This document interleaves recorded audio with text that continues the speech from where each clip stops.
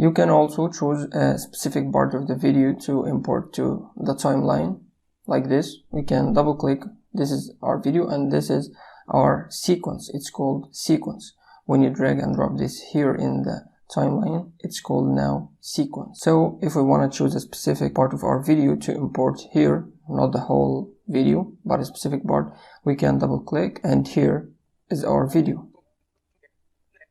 You can choose any part. Let's say we want to start from here. We simply hit I on the keyboard like this, so it will start from here. And to end our video, let's say we want to end here, we will hit O on the keyboard. So this is a specific part that I want from this video. And here there's two options. We can drag the video only without the audio, or we can drag the audio only without the video, or we can drag the whole video from here and drag and drop.